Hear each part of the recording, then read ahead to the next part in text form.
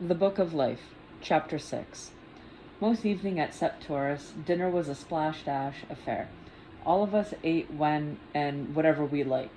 But tonight was our last at the chateau, and Baldwin had commanded the entire family's presence to give thanks that all of the other creatures were gone and to bid Sarah, Matthew, and me adieu. I had been given the dubious honor of making the arrangements. If Baldwin expected me to cow, he was going to be disappointed.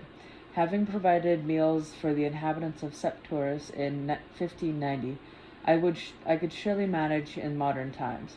I sent out invitations to every vampire witch and warm blood still in the residence and hoped for the best. At the moment, I was regretting my request that everyone dress formally for dinner. I looped Philip's pearls around my neck to accompany the golden arrow that I'd taken to wearing, but they skimmed the top of my thighs and were too long to sit suit trousers. I returned the pearls to the velvet-lined jewelry box they arrived from Yasabu, along with a sparkling pair of earrings that brushed my jawline and caught the light.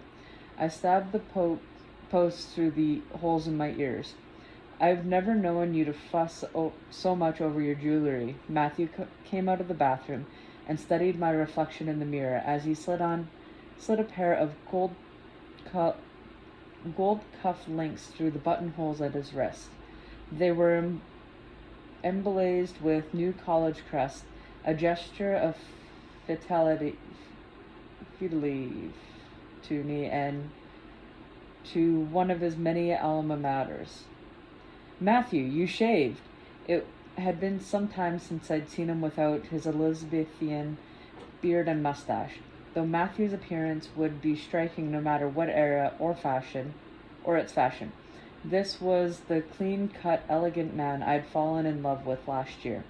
Since we're going back to Oxford, I thought I might as well look the part of the university don, he said, fingers moving over his smooth chin. It's a relief, actually. Beards do really itch like the devil. I love having my handsome professor back, in place of my dangerous prince, I said softly. Matthew shrugged a charcoal-colored jacket made from fine wool over his shoulders, and pulled at his pearl gray cuffs, looking adorably self-conscious.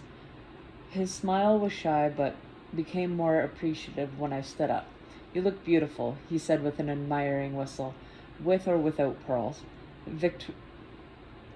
Victory is a miracle worker, I said. Victory was my vampire seamstress, and Alan's wife had made me a midnight blue pair of trousers and a matching silk blouse with an open neckline that skimmed the edges of my shoulders and fell into soft pleats around my hips. The full shirt hid my swelling midriff without making me look like I was wearing a maternity smock. You are especially irresistible in blue, Matthew said. That's what a sweet talker you are. I smoothed his lapels and adjusted his collar. It was completely unnecessary. The jacket fit perfectly, and not a stitch was out of place, but the gesture satisfied my proprietary feelings. I lifted on to my toes to kiss him.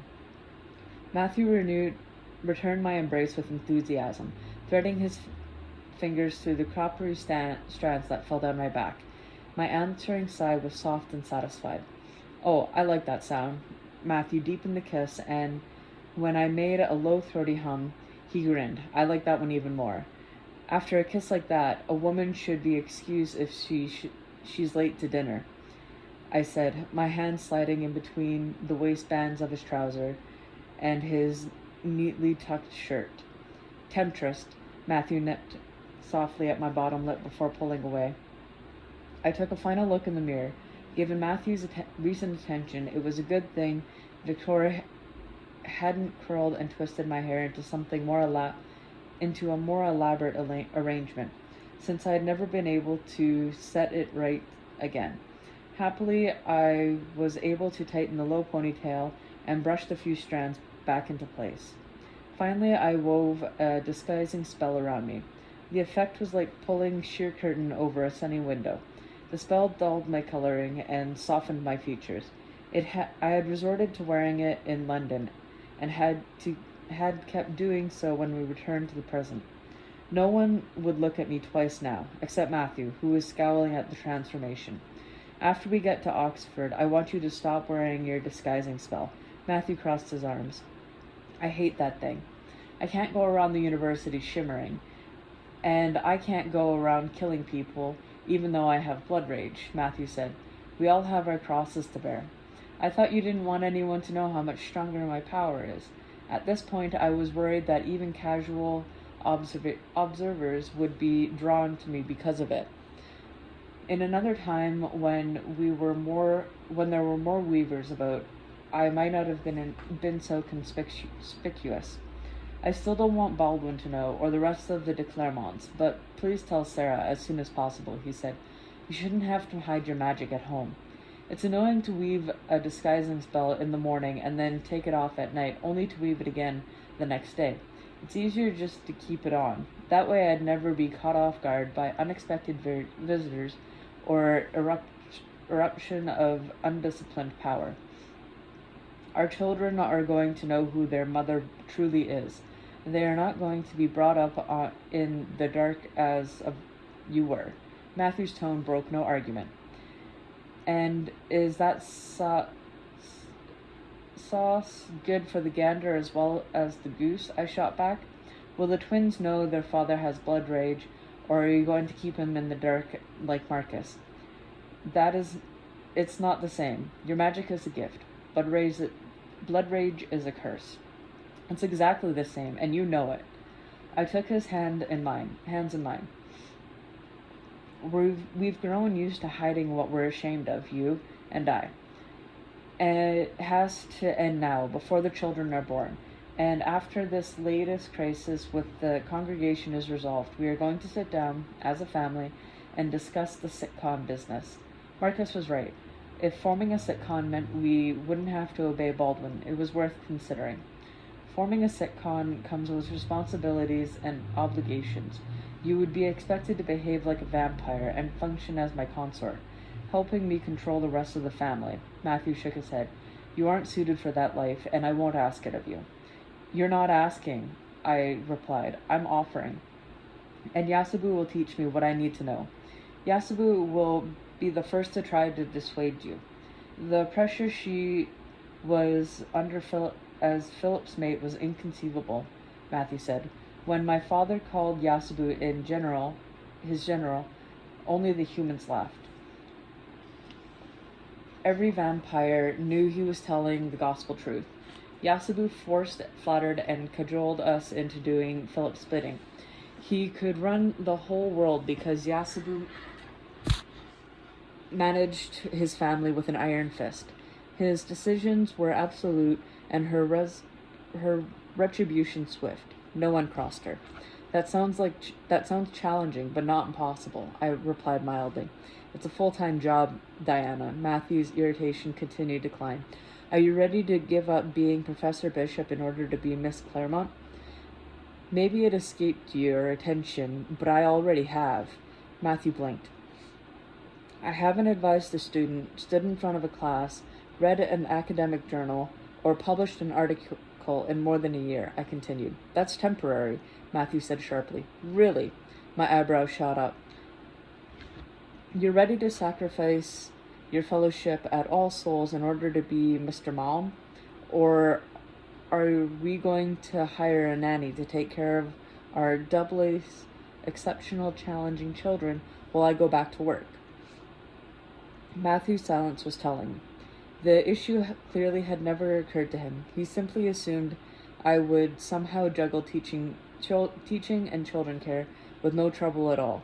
Typical, I thought before plunging on. Except for brief moments when you ran back to Oxford last year, thinking you could play knight in shining armor, and this moment for nerves, which I forgive you. We've faced our troubles together. What makes you think that would change? I demanded. These aren't your troubles, Matthew replied. When I took when I took you on, they became my troubles. We already share responsibility for our children. Why not yours as well? Matthew stared at me in silence for so long that I became concerned he'd been struck dumb. Never again, he finally murmured with a shake of his head. After today, I will never make this mistake again. The word never is not in our family vocabulary, Matthew. My anger with him boiled over, and I dug my fingers into his shoulder. Yasabu said impossible isn't French. Well, never is not Bishop Claremont. Don't ever use it again. As for mistakes, how dare you? Matthew stole my next words with his kiss, and I pounded on his shoulders until my strength and my interest in beating him to a pulp subsided. He pulled away with a wiry smile. You must allow me to finish my thought. Never, he caught my fist before it could make contact with his shoulder again. Never again will I make the mistake of underestimating you. Matthew took advantage of my astonishment to kiss me more thoroughly than before. No wonder Philip always looked so exhausted, he said ruefully when he was through. It's very fatiguing to pretend you're in charge when your wife actually rules the roost. I said, finding his analysis for the dynamic of our relationship somewhat suspect. While I have your attention, let me make myself clear. I want you to tell Sarah about being a weaver and what happened in London. Matthew's tone was stern. After that, there will be no more disguising spells at home. Agreed? Agreed. I hope you didn't notice my crossed fingers. Alan was waiting at the bottom of the stairs for us, wearing his usual look of circumspection in a dark suit. Is everything ready? I asked him. Of course, he murmured, handing me the final menu. My eyes darted over it. Perfect. The placing cards were arranged, the wine was brought up and decanted, and you found the silver cups? Alan's mouth twitched. All of your instructions were followed to the letter, Madame de Clermont. There you are. I was beginning to think you two were going to leave me to the lions. Gallaglass's effort to dress for dinner had yielded only combing his hair and something leather in place of his worn denim, though I suppose cowboy boots qualified as formal wear of a sort. He was, alas, still wearing a t-shirt. This particular garment instructed us to keep calm and hurry on. It also revealed a staggering number of tattoos. Sorry about the shirt, Auntie. It is black, Gallaglass apologized, tracking my glance. Matthew sent over one of his shirts, but it split down the back when I did up the buttons. You look very dashing. I searched the hall for signs of our other guests. I found Cora instead, perched in the statue of a nymph like an oddly shaped hat. She spent the whole day flying around Septoris and St. Lucian in exchange for a promise of good behavior tomorrow while we were traveling. What are you two doing up there all this time? Sarah emerged from the salon and gave Matthew a suspicious once-over. Like Gallaglass, Sarah took limited view on formal wear. She was wearing a long lavender shirt that extended past her hips and a pair of ankle-length beige trousers. We thought we were going to have to send up a search party. Diana couldn't find her shoes, Matthew said smoothly. He slid an apologetic glance towards Victor, who was standing by with a tray of drinks. She, of course, had left my shoes next to the bed. That doesn't sound like Victor. Sarah's eyes narrowed. Cora squawked and chattered her teeth in agreement, blowing her breath through her nose so that a rain of sparks fell down onto the stone floor. Thankfully, there was no rug. Honestly, Diana, couldn't you have brought home something more Elizabethan? Something from Elizabethan England that didn't cause so much trouble? Sarah looked at Cora with a sour expression. Like what, a snow globe? I asked. First, I was subjected to witch water falling up from the tower. Now there is a dragon in my hallway. This is what comes to having witches in the family. Yasabu appeared in a pale silk suit that perfectly matched the color of the champagne in the glass she took from Victor. There are days when I cannot help thinking the congregation is right to keep us apart. Drink, Madame de Clermont? Victor's turned to me, rescuing me from the need to respond. Thank you, I replied. He held the tray of not only wine, but also glasses filled with ice cube containing a blue barrage flowers and mint leaves, topped up with sparkling water. Hello, sister. Vern sauntered out of the salon behind Yasabu, wearing knee-high black boots and an exceedingly short, sleeveless black dress that left more than a few inches of her pearly white legs exposed, as well as the tip of the scabbard strapped to her thigh. Wondering why Vern thought she needed to dine armed, I reached up with nervous fingers and drew the golden arrowhead from where it had fallen inside the neck of my blouse. It felt like a talisman, and it reminded me of Philip. Yasabu's cold eyes latched onto it. I thought that arrowhead was lost forever, she said quietly. Philip gave it to me on my wedding day. I started to lift the chain from my neck, thinking it must belong to her. No, Philip wanted you to have it, and it was his to bestow. Yasabu gently closed my fingers around the worn metal. You must keep this safe, my child. It is very old and not easily replaced. Is dinner ready? Baldwin boomed, arriving at my side with the suddenness of an earthquake and his usual disregard for warm-blooded nervous system. It is, Alan whispered in my ear. It is, I said brightly, pasturing a smile on my face. Baldwin offered me his arm. Let us go in, Matthew, Yasabu murmured, taking her son by the hand. Diane? Baldwin prompted, his arm still extended. I stared at him with loathing, ignoring his proffered arm, and marched towards the door behind Matthew and Yasabu. This is an order, not a request. Defy me, and I will turn you and Matthew over to the congregation without a second thought. Baldwin's voice was menacing. For a few moments I considered resisting, and to hell with the consequences. If I did, Baldwin would win. Think, I reminded myself, and stay alive. Then I rested my hand atop of his rather than taking his elbow, like a modern woman. Baldwin's eyes widened slightly. Why so surprised, brother? I demanded. You've been positively feudal since the moment you arrived, and you were determined to play the role of a king who should do it properly. Very well, sister. Baldwin's fist tightened under my fingers. It was a reminder of his authority, as well as his power. Baldwin and I entered the dining room as though we were the audience chamber at Greenwich, which we were King and Queen of England. Fernando's mouth twitched at the sight, and Baldwin glowered at him in response. Does that little cup have blood in it? Sarah, seemingly oblivious to the tension, bent over and sniffed at Gallaglass's plate. I did not know we still had these, Yasabu said, holding up one of the engraved silver beakers. She gave me a smile as Marcus settled her into the spot to his left, while Matthew rounded the table and did the honors for Phoebe, who sat opposite.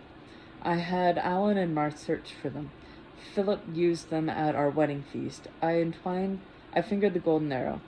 Courtly Ernest pulled out my chair. Please, everybody sit. The table is arranged beautifully, Diane said. The table is beautifully arranged, Diane, Phoebe said appreciatively, but she wasn't looking at the crystal, and the precious porcelain, or the fine silver. Instead, Phoebe was taking careful note of the arrangement of creatures around the gleaming expanse of rosewood. Mary Sidney had once told me that the order of table preceded at the banquet was no less complex than the arrangement of troops before a battle. I'd observed the rules I'd learned in Elizabethan England, and as strictly as possible, while minimizing the risk of outright war. Thank you, Phoebe, but it was all Martha and Victor's doing. They picked out the china, I said, deliberately misunderstanding her. Vern and Fernando stared at the plates before them and exchanged a look.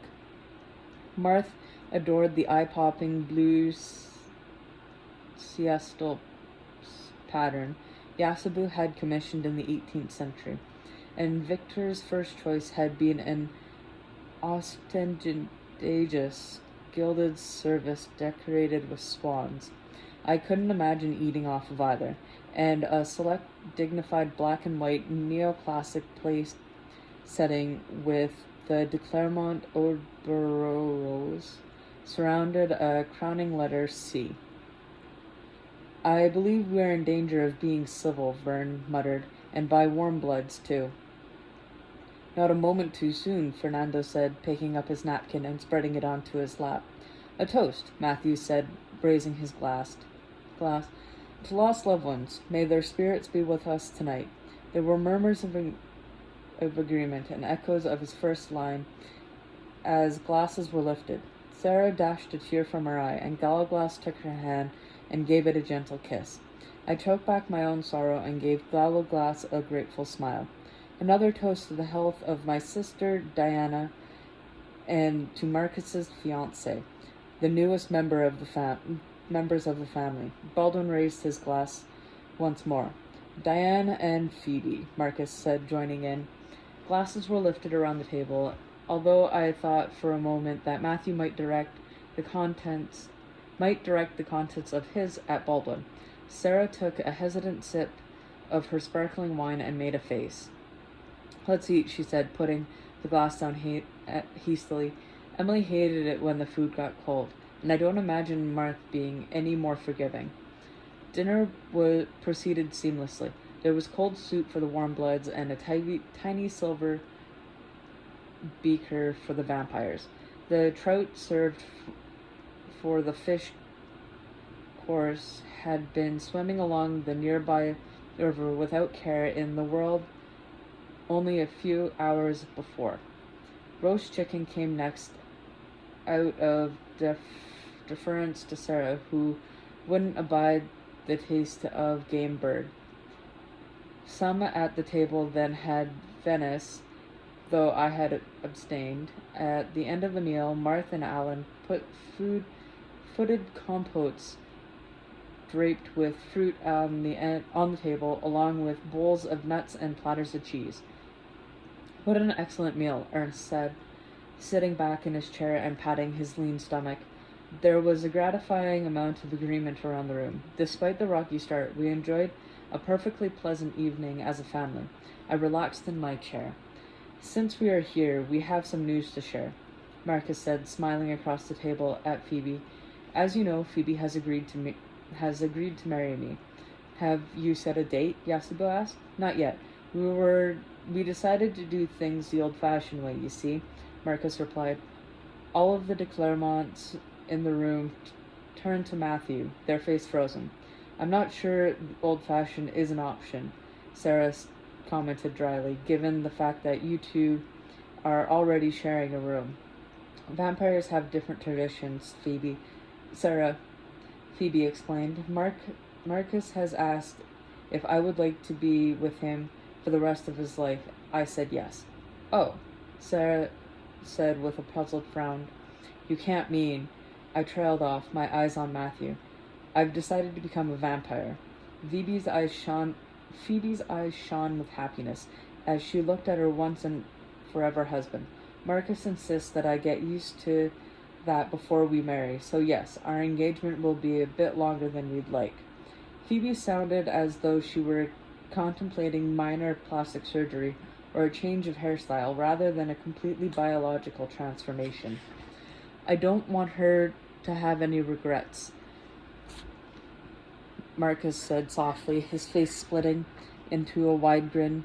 Phoebe will not become a vampire. I forbid it. Matthew's voice was quiet, but seemed to echo in the crowded room. You don't get her vote. This is our decision, Phoebe's and mine, Marcus said. He then threw down a gauntlet, and of course Baldwin. He is the head of the families. Baldwin tented his fingers in front of his face as though considering the question, while Matthew looked at his son in disbelief. Marcus returned his father's stare with a challenging one of his own.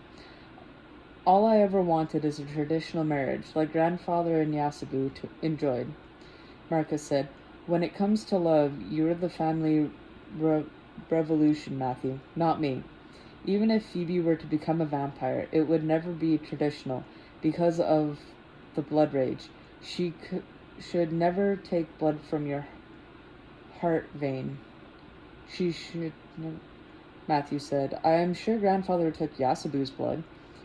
Marcus looked at his grandmother. Isn't that right?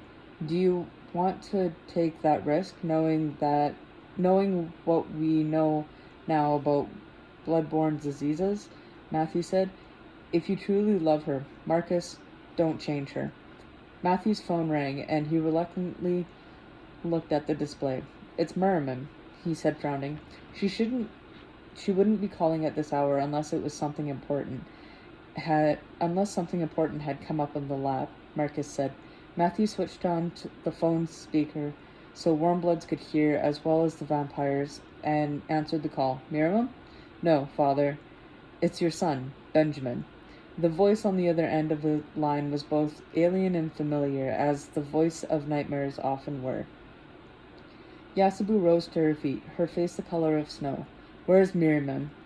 Matthew demanded. I don't know, Benjamin replied, his tone lazy. Perhaps with someone named Jason. He called a few times. Or someone named Amiria. She called twice. Merriman is your bitch, father. Perhaps if you snapped your fingers, she will come running. Marcus opened his mouth, and Baldwin hissed a warning that made his nephew's jaw snap shut. I'm told there was trouble at Septuris. Something about a witch? Benjamin said. Matthew refused to take the bait. The witch had discovered a de Clermont secret, I understand, but died before she could reveal it. Such a shame. Benjamin made a sound of mocking sympathy. Was she anything like the one you're holding in thrall in Prague? Such a fascinating creature. Matthew swung his head around, automatically checking that I was safe. You always said I was the black sheep of the family, but we're more alike than you want to admit, Benjamin continued.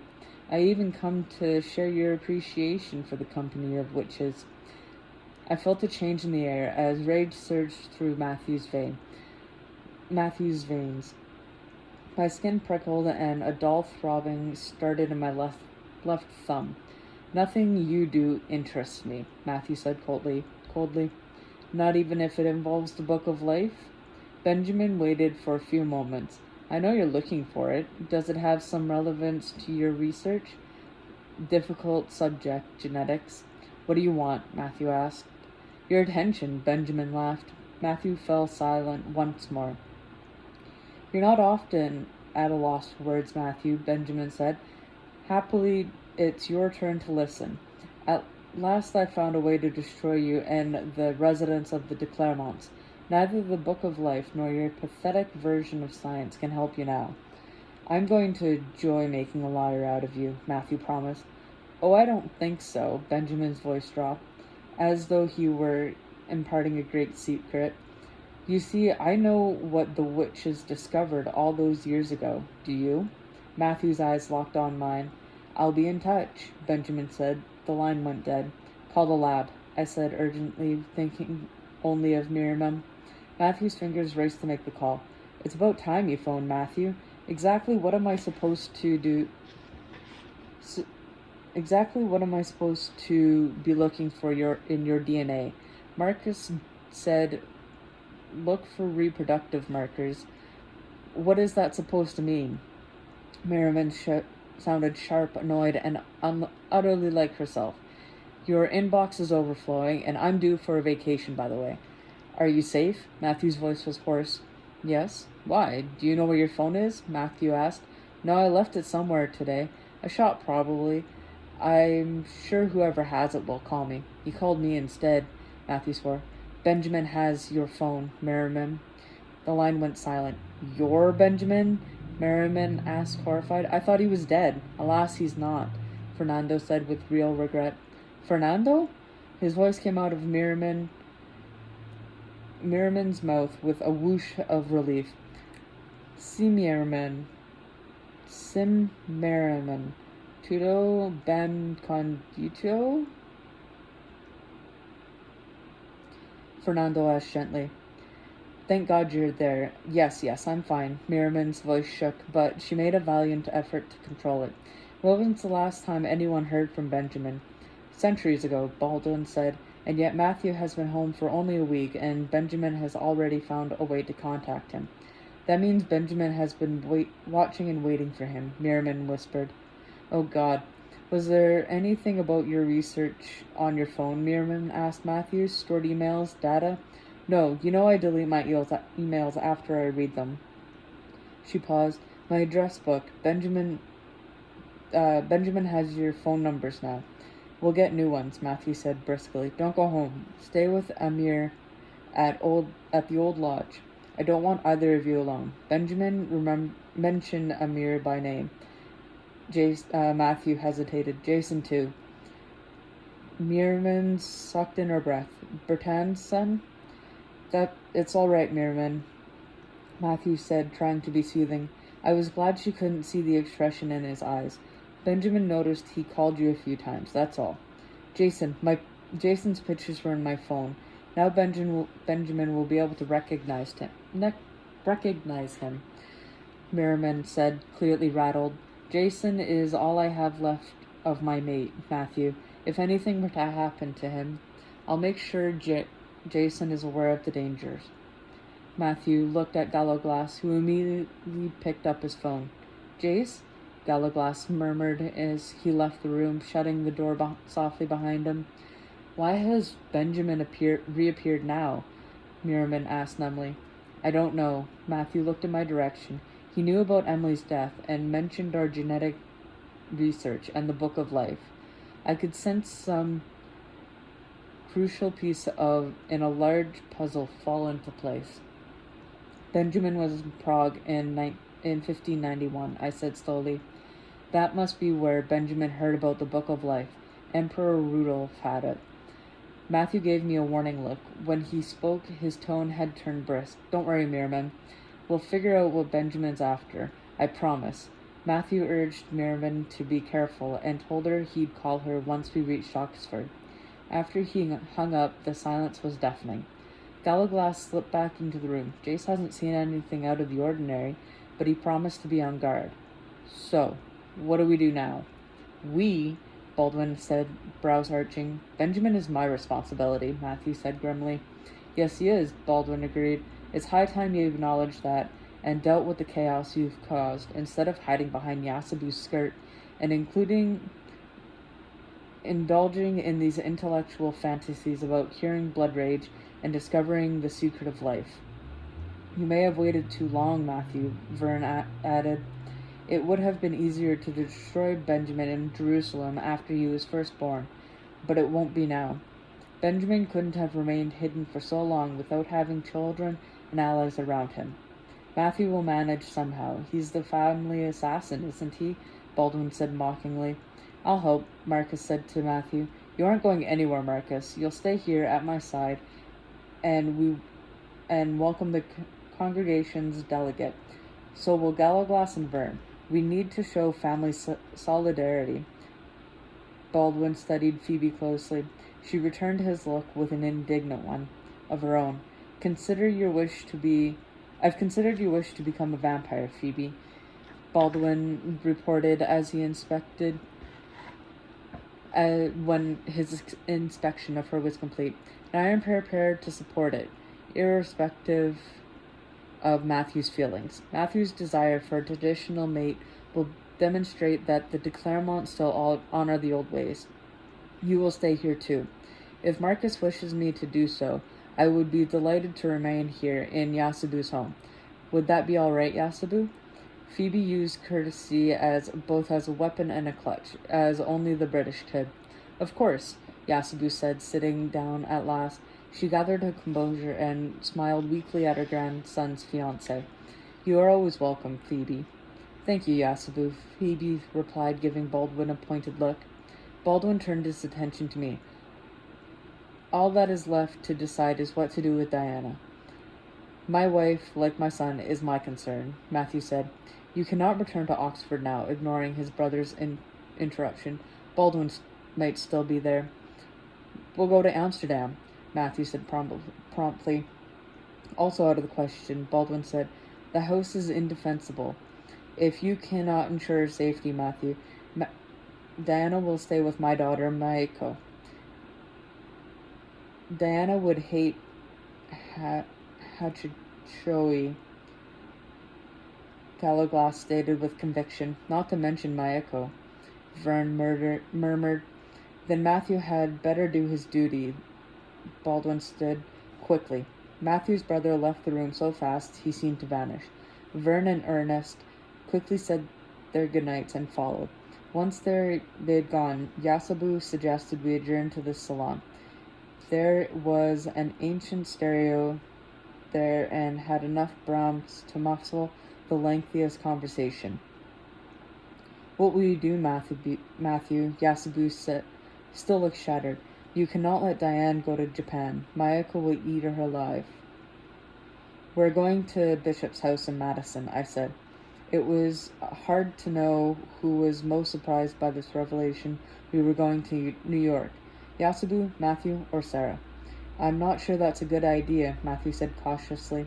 Em discovered something important here at Septuris. Something she'd rather die than reveal. I marveled at how calm I sounded. What makes you think so? Sarah said Em had been poking through things at the Round Tower, where all the de Clermont records are kept. If she knew about the witch's baby in Jerusalem, she would have wanted to know more, I replied. Yasabu told both of us about the baby, Sarah said, looking at Yasabu for confirmation. We told Marcus. I still don't see why this means we should go to Madison. Because whatever it is that Emily discovered drove her to summon up spirits, I said. Sarah thinks Emily was trying to reach Mom. Maybe Mom knew something too.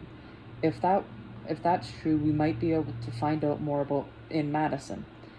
That's a lot of thinks and mights and maybes, Auntie, Gallowglass said with a frown.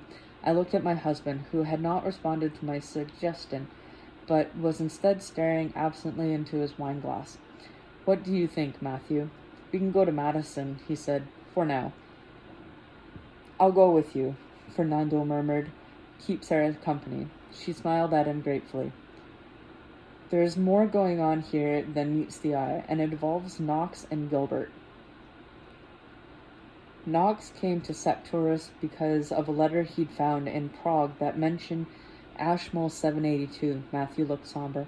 It can't be a coincidence that Knox's discovery of that letter coincided with Emily's death and Benjamin's reappearance. You were in Prague. The Book of Life was in Prague. Benjamin was in Prague. Knox found something in Prague, Fernando said slowly. You're right, Matthew. That's more than a coincidence. It's a pattern. There's something else. Something we haven't told you about the Book of Life, Matthew said. It's written on parchment made from the skins of vampires, demons, and witches. Marcus's eyes widened. That means it contains genetic information. That's right, Matthew said. We can't let it fall into Knox's hands, or God forbid, Benjamin's. Finding the Book of Life and its missing pages has still been our top priority, I agreed. Not only could it tell us about the creature's origins and evolutions, it may help us understand blood rage, Marcus said. Still, we might not be able to gather any useful genetic information from it. The Bishop House returned the pages with the chemical wedding to Diane shortly after we came back, Matthew said. The house was known among the areas witches for the magical misbehavior and often took certain items for safekeeping, only to restore them to their owner at a later date. If we can get to the lab, I could test it. Unfortunately, it isn't easy to talk your way into State-of-the-art genetic laboratories, Marcus said, and Baldwin's right. You can't go to Oxford. Maybe Chris could find you something at Yale. He's a biochemist too. Would his lab have the right equipment? My understanding of laboratory practice petered out around 1715. I am not analyzing pages from the book of life in a college laboratory, Matthew said. I'll look for a private laboratory. There must be something I can hire out. Ancient DNA is fragile. We'll need more than a single page to work with if we want reliable results, Marcus warned. Another reason to get Ashmole 782 out of the Bodleian, I said.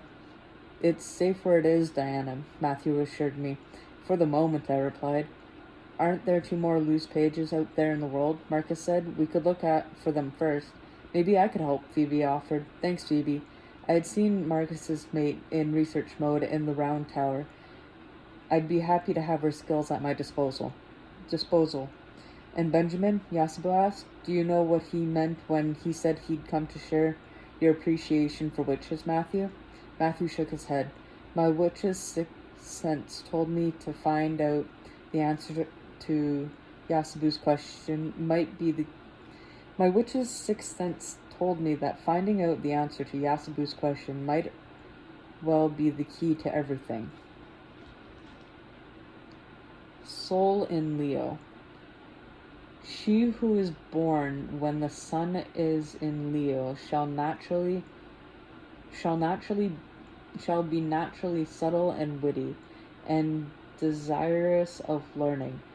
Whatsoever she hearth or seeth, if the seem of compromise any difficulty of matter, immediately will she desire to know it. The magic science will do her great stead. She shall be familiar to and well beloved by princes. Her first child shall be a female, and the second a male. During her life she shall sustain many troubles and perils. Anonymous English Commonplace Book, c. 1590. Gonoglass, M.S. 4890.